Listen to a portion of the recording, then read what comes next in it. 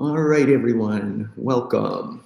And we have a challenging piece of scripture to look at today. It's one of the more controversial things that Jesus said. And why don't we get right to it? We'll have a word of prayer. And I welcome those who are joining us online. Holy and most gracious God, we come to you this day seeking your spirit of wisdom. We open our hearts and our minds that we might receive it, and we pray that we might grow in understanding, and that the truth that you impart to us this day, we may carry with us into the day and the week ahead. And we pray this through our Lord Jesus Christ. Amen. Alrighty, so the passage is from Luke's Gospel. Jesus is on his way to Jerusalem. He knows what's waiting for him there. He knows that when he gets there, he's going to be arrested, beaten, and crucified. Of course, the disciples have a different mindset, and we're told that a great crowd accompanied him. And it's safe to say that they also thought that when Jesus got to Jerusalem, he wasn't going to find a cross waiting for him. He was going to lead them to a new empire, to get rid of the Romans. So, with that having been said, let us look or listen to the reading. Now great crowds accompanied him, and he turned and said to them, "If anyone comes to me and does not hate his own father and mother and wife and children and brothers and sisters, yes, and even his life, he cannot be my disciple. Whoever does not bear his own cross and come after me cannot be my disciple. For which of you, desiring to build a tower, does not first sit down and count the cost, whether he has enough to complete it? Otherwise, when he has laid a foundation and is not able to finish, all who see it begin to mock him, saying, 'This man began to build and was not able to finish.' Or what king, going out to encounter another king in war, will not sit down first and deliberate whether he is able with 10,000 to meet him who comes against him with 20,000?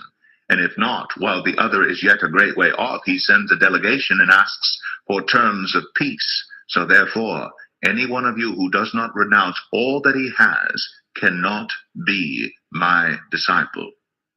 Okay, questions, comments, and conundrums? Hearing the whole verse is a little different than just taking 26 out of context. Okay. That now I have a little better understanding. Okay, so what you're saying is if we just read 26 by itself, it's rather jarring. If anyone comes after me and does not hate his own father and mother and wife and children and brothers and sisters, yes, and even his own life, cannot be my disciple. And so, Don, you're saying that when we read that in conjunction with everything else, it changes it for you. It does. Okay, how does it change it for you? Well, number one, the word hate always has disturbed me. It's an emotion we have to address.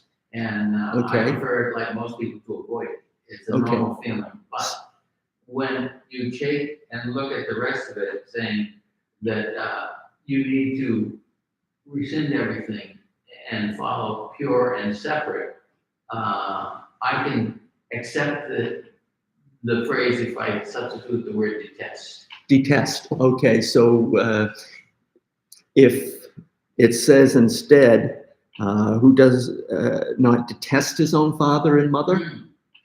I don't know. That still seems pretty radical to me. It is radical on it, but hate is to me an unhealthy emotion, and that's why I have difficulty with it as an emotion. Yep.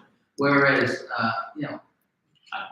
I can't stand things as they are. I can accept that. Yeah, it just can't stay as it is. There is something I should be doing.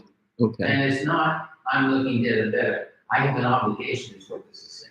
This is saying I have an obligation. Okay. And welcome, Shelley. And it's good to be back from vacation. So it's interesting.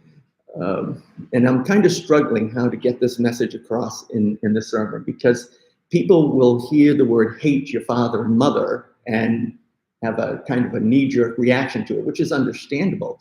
And it also makes you wonder, can Jesus really be taken literally here? Because if we take him literally here, what that means is you have to violate one of the 10 commandments. And the 4th commandment, I believe, is you shall honor your father and mother. And what do we make of Jesus saying, hate your children, when he's the one who says to the disciples, do not hinder the children, let them come to me, for, to such belongs the kingdom of heaven. So if we take what he's saying here literally, it's problematic. In the translations, can the word hate be translated in more than one way? For example, yes. I use detest instead of hate. Yes. So your question is a good one. Can we interpret hate a little differently? I did do some research, and it seems that when Jesus uses the word hate here, he doesn't mean hate in the emotional sense. What he means is to turn away from. Okay, so I got thinking about it.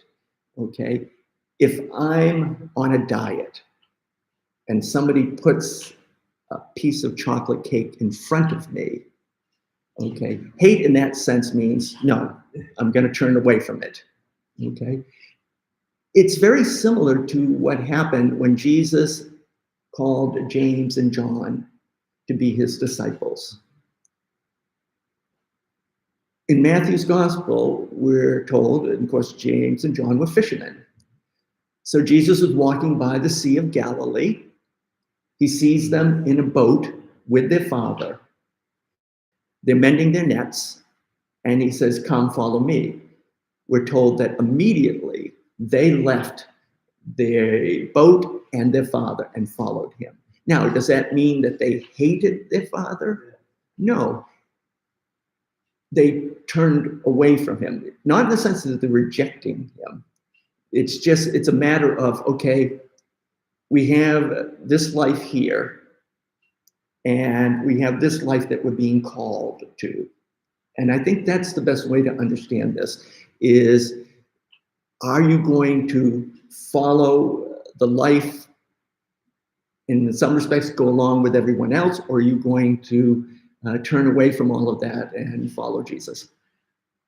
That example is good to me in this respect. They're there with their father. They're making a living doing this. It's their survival in that life, the fishing. So how powerful is that hold? Is it a point of responsibility, and they can let go of the responsibility of that life to go on to something else? Can they really leave it totally behind? Because now you have a father you love, I assume, and a situation where his existence and everything counts in a material world. So Jesus here is basically painting a black and white scenario. He's saying, if you're going to follow me, it won't be easy. There'll be times when you have to love someone who isn't easy to love. There'll be times when you have to not follow the crowd, as hard as that can be, stick out like a sore thumb. There are times when you're going to have to say no when everyone is saying yes. So he's just being very clear that it isn't going to be easy to follow him. And what he's basically saying, because he then says,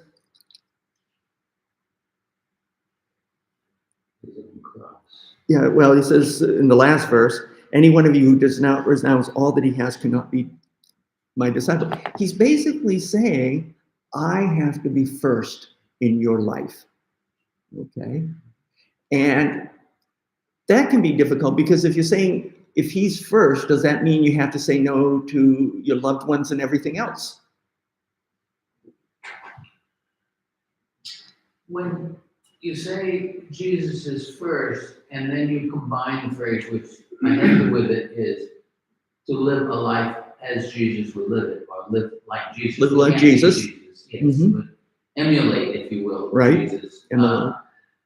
Does that fly in the face of the two fishermen leaving their father in a very hurtful position when you're there to help other people, which is what Well, Jesus does? so back to James and John, put yourself in the shoes of the father.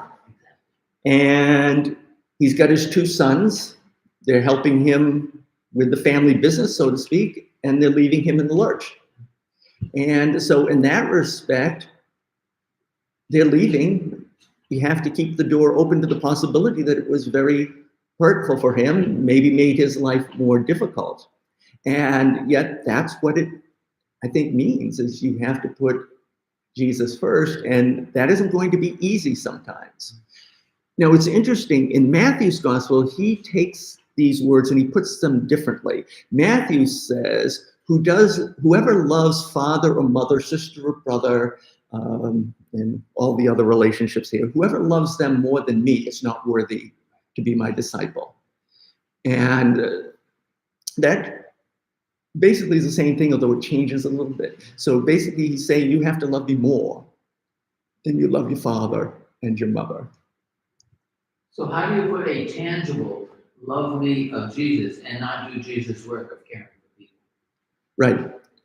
And so your question is, if you love Jesus, does that mean you don't love others? And I don't think it's an either or. I think it's a both and. Okay. And I look at it this way. The more you love Jesus, the more you're going to love others, and the more you're going to be able to love others in a way that is healthy and good and holy. The more you love Jesus, the better off your life is going to be. Your priorities will be better. The more you love Jesus, the more you're going to be able to weather the storms of life. But the more you love Jesus doesn't mean the more comfortable your life is going to be. And oh no, the more you love Jesus, it does not. This is not a nice, comfortable hug and cuddles. This is not, let me put it this way. Jesus is basically saying here, if you follow me, do not expect that for the rest of your life, you're going to be sitting around the campfire, singing Kumbaya and toasting marshmallows. Okay. There will be bumps, there will be difficulties, just as there were difficulties for him waiting in Jerusalem as he was doing God's will. He is basically saying here, you have to put me first. And now, on one hand, you could say that sounds a little narcissistic, Yes. Needy. It almost sounds a little bit like the little girl on the playground who comes to you and says, now, if you want to be my friend, you can't be anybody else's friend. But Jesus isn't saying this for his benefit. In the same way, it's similar to the first commandment that Moses received on Mount Sinai. Okay? You shall have no other gods before me, for I, the Lord your God, am a jealous God. Does that sound right? Does God get jealous?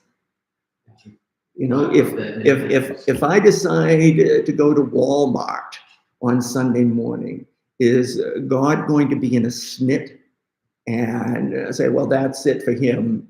You know, he's disrespected me.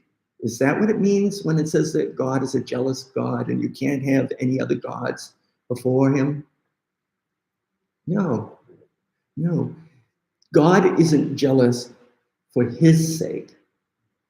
God is jealous for your sake, because God knows that when you don't put him first, life is going to go downhill. It isn't going to be as rich. It isn't going to be as full. It isn't going to be as good as it can be. So when God says, I am a jealous God, it's for our benefit, because God knows that we're going to be a whole lot better off if we put him first. In the same way, Jesus is saying, you need to love me more than your father and mother. Or yourself, for that matter. Yes. Yes. I think that's really the key message, is more or yourself than the others. Interesting. I hadn't thought about that. Yeah, because he says at the very end, no,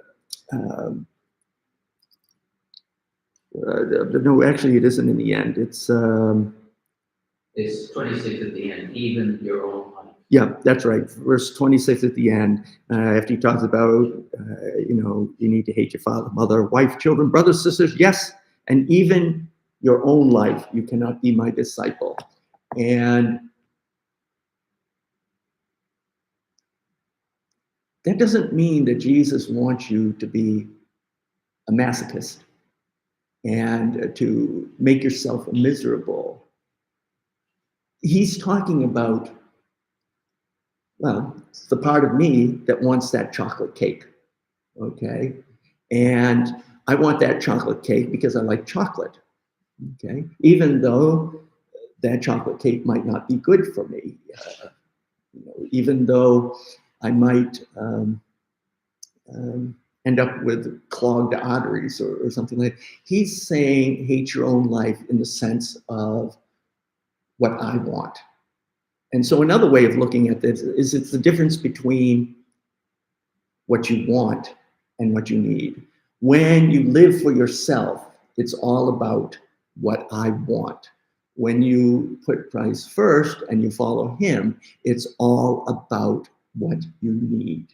There's a difference between the two. The story I always tell is a woman who used to work for my friend who had the restaurant down on the Cape, and she was retired. She wanted to do something, to keep busy, and so she would work part-time for him, and she would do the food prep, and I would work with her every once in a while, and she would say, she said, I need a cigarette. And I would say to her, Dottie, you do not need a cigarette. You want a cigarette, but you don't need a cigarette. And that's the same here. When you live for yourself, the tendency is you go after the things that you want. When you put Jesus first, you follow and you live your life for the things that you need. And it's a big, big difference. So one could phrase this story presentation as, in quotes, a dope slap to bring us away from thinking selflessly of ourselves, thinking beyond that. Yeah, you could say it's a dope slap. Jesus definitely says something that's designed to get your attention. He makes it very stark and jarring. And that's not something that you would put out there to attract followers. So for example, can you imagine how many people we would get, new people into the church, if we put something on our sign out front, or we ran an ad in the transcript every week that said, are you ready to hate your father and mother? Then you found a home with us, or there's a home waiting for you with us. This brings a conflict of thoughts. When you look overall at Jesus calling us, God calling us to be one with him, Mm-hmm. There's a carrot angle there. Kind of this. How is the and carrot? The life in the future is going to be wonderful. Mm-hmm. Nirvana. Okay.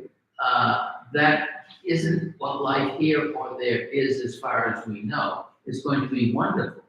But that doesn't make it, it's going to be what I want. And that's the difference. Yeah, it's yes. So you follow him and your life is going to be much better. But not by our perspective. But not by our standards, absolutely. So it doesn't mean life is going to be wonderful because you're going to win the lottery. It doesn't mean life is going to be wonderful in the sense that you never have anything bad happen to you. It's going to be wonderful in the sense that it will lead you to the life that is truly abundant, the life that cannot be found by counting your blessings, life that will be found by making your blessings count. And there's a big difference. And so Jesus, he's being very radical here because he wants to shock people into understanding exactly what it means to follow him. It isn't always going to be easy, but it will always lead to a life that is better. Richer, yeah, but not richer in the sense of dollars and cents. Mm-hmm. Richer in the sense of the wholeness of the life. Blessings of life, the true blessings of life. I've told the story a number of times about my car being damaged when someone threw a cinder block through it. And I was working at a restaurant when I was in college, and I went in, and the owner said, I told the owner, I need to use the phone, I need to call the police back for cell phones. And he said, why? And I told him that somebody threw a cinder block through my windshield, and he got all flustered. And after I called the police, he said, aren't you upset? And I said, well, I'm not thrilled, but, it's just a car. It's not the end of the world. The other side of that is you're there with a woman who's giving birth, and that birth. How does everybody feel that we wonder of that? Say, I'm sorry, I'm not following. When you're present when a woman gives birth, or you're the woman giving birth. A woman giving birth, yeah. There is an aura to that, a wonder, a wonderful feeling, a tangible feeling. It's a grace-filled moment. It is in every aspect, and it's the antithesis of somebody doing harm. Yes. It's the wonder flag. So here's an example that just popped into my head, and I've always liked it. Husband and wife haven't been married that long. The wife is out driving a new car, and she ends up getting into a fender bender. She's all upset. My husband's going to kill me. The car's brand new. And she goes to the glove compartment to get the insurance and the registration information. And when she opens the envelope, she finds a note. And on the note is written by her husband, sweetheart, just remember, in the event of an accident, it's you I love, not the car. Okay? I think that's what Jesus is talking about here. When you put him first, okay, and a situation like this happens, you're going to be more concerned about the person than about the car. I think when you don't put him first, there's the likelihood, or it increases the chances that you're going to like the car more than the person. And if that seems a little strange, how many marriages, how many relationships have been destroyed because someone was so busy climbing the ladder of success that they neglected the ones who were closest to them. Okay, it just made me think of another story. I forget who it was. It was may have been when Eisenhower was president, and the reason why I'm saying that because Eisenhower was a general. And he had somebody in his administration who was a workaholic, and somehow Eisenhower became aware that because of this man's working so much, his family was suffering. And so Eisenhower said to him one day, go home. He said, you're needed on your home front more than you're needed here. And so, yeah, you might think, if there's an accident, of course you're going to be concerned more about the person than the car. But in general, I think how many problems have been created by people getting so focused on the material things, the things that they want versus the things that they need. And you know, it doesn't have to even be hurting others. You're hurting yourself. Okay. So there's a saying, nobody on their deathbed ever said, gee, I wish I'd spent more time at the office. Okay. That's not what life is about. Sure, it's a part of life, but when it gets out of balance, and I think maybe that's another way of looking at it. When you put Jesus first, it helps you see your priorities more clearly, and it helps you balance in life better. And what we have now is a lot of people whose lives are so out of balance. Okay, and I include myself. So Sunday I was technically on vacation. You know what I did? I went to church. You do that on your- I always do that on my vacation. Now, part of it is to check out the competition, and invariably I'll go to another church and I'll see they're doing something, and I think, oh, that's a pretty good way of doing it, or that's a good idea. But I do it because I need to keep myself focused. Okay, and as I've said many times, faith isn't like a light switch that you can keep turning on and off. And I've told this story before. Do you know in the Guinness Book of World Records, there is a category for longest lasting light bulb? No. Yeah, it's true. And I would have to go back and check it out. It's a light bulb that has been burning for over 100 years. And One of the it is, original Edison bulbs. well, it was one of the original, yes. But the reason why it's been burning is, and it's still working after all these years, is kind of fascinating. It's actually in a fire station out in California somewhere. And the light bulb is continuously on, so that if there's a call in the middle of the night, when the firemen respond, they're not completely in the dark as they're trying to get ready and go out to fight the fire. What weakens a light bulb is the continuing turning it on and off, because each time you turn it off and on, it sends a current through the filament, and the filament gets weakened each time you do that. And eventually the filament breaks. Now, I suppose we don't have that issue anymore with LEDs and whatnot. But again, that light bulb is still working because it's always been on. And in the same way, you know, if you love Jesus more than you love everybody else, everything else, your faith is always going to be on. And again, it isn't an either or. In other words, you don't have to, if you love Jesus, doesn't mean you don't love your parents or your loved ones. The more you love him, the more you're going to love them. And not only in the amount of love, but in a way that is better.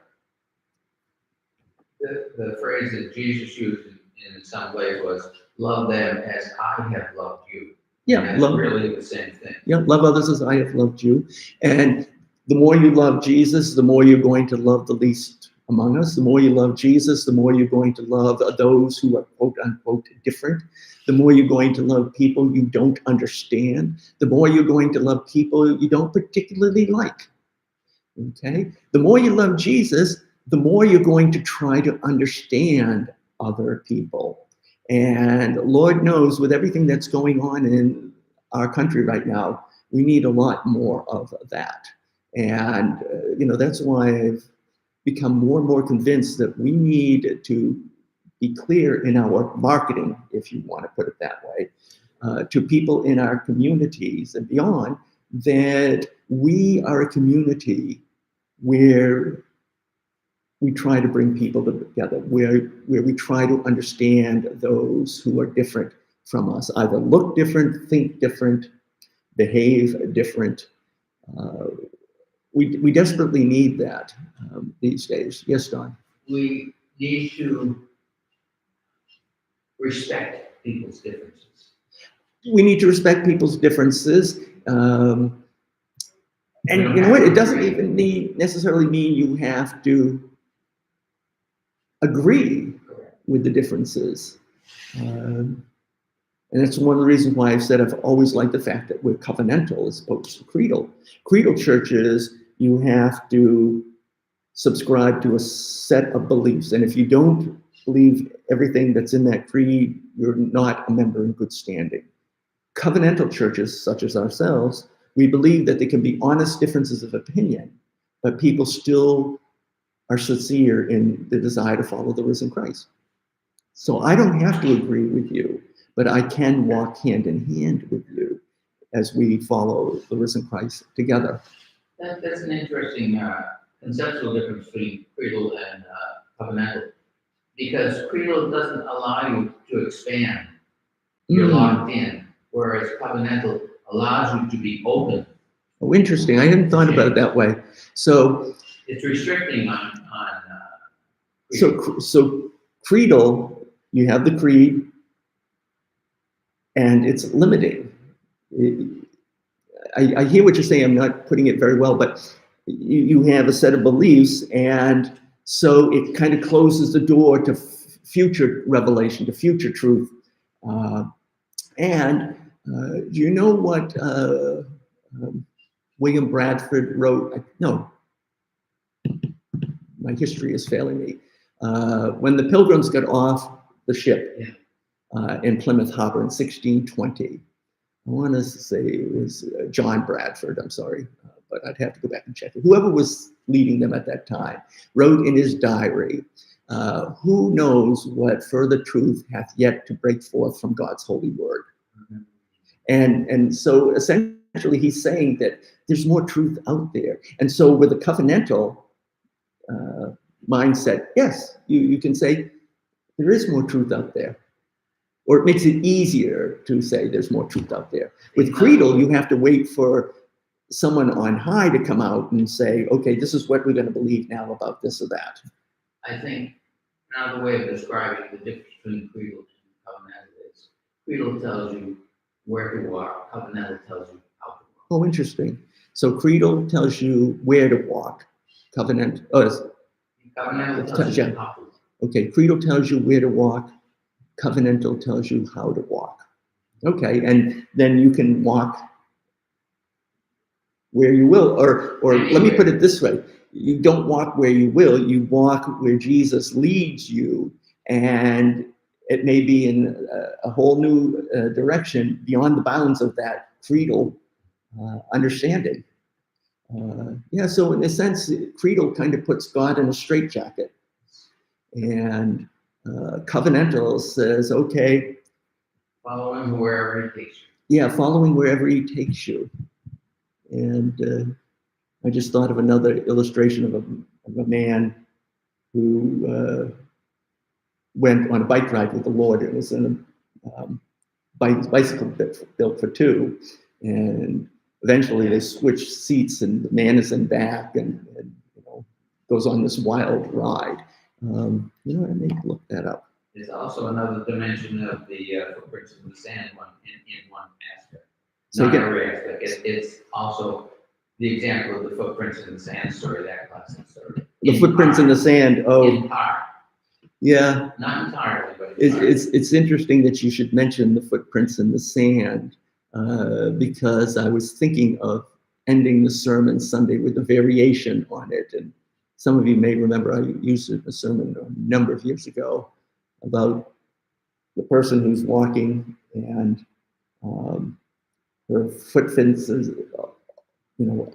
zigs and zags and all over the place. And eventually they come side by side with Jesus, and then they're inside, and then they get bigger so that there's only one. And then at the end of the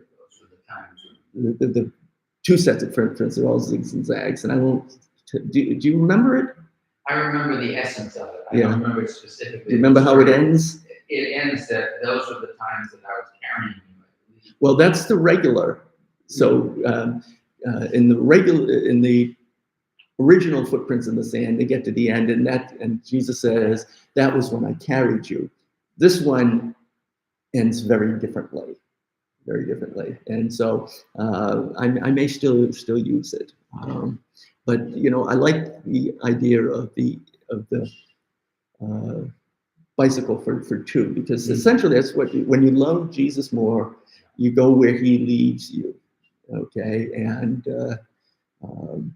I think it's also important to say that following Jesus isn't a passive thing; it's an active thing. Okay, it isn't just saying, "Okay, Lord, you lead me where you want to go." It's an active thing, because in order to follow him, you have to be in relationship with him. And we're back to the light bulb going off and on, okay? You have to follow him, and it becomes easier to follow him when you attend services every week, when you take time for your prayer life, when you volunteer in a soup kitchen. These are all ways of following him. And the more you follow him, the closer you're going to become, and the more you're going to be able to know, okay, I need to go in this direction. The easier it is when you get into I hate to say this, but into the habit or routine of it. Mm-hmm. It becomes part of you, which is the essence. Yeah, so basically you get to the point where it's just a part of who you are.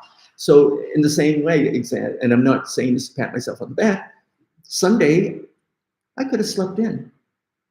I could have said, "Oh, I don't have to worry about a service this morning. I'm just going to sit in, and I'm going," and but I didn't, because it's a part of me, and I would have felt like something was missing. And I'm not sure I'm going to open this can of worms, but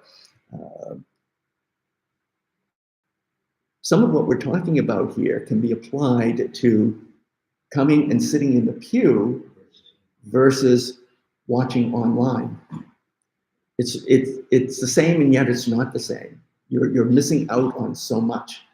The other can of worms you don't want to open is the preacher playing golf on Sunday morning. Is the what? The preacher playing golf on Sunday morning. There's enough of those stories around. Yeah.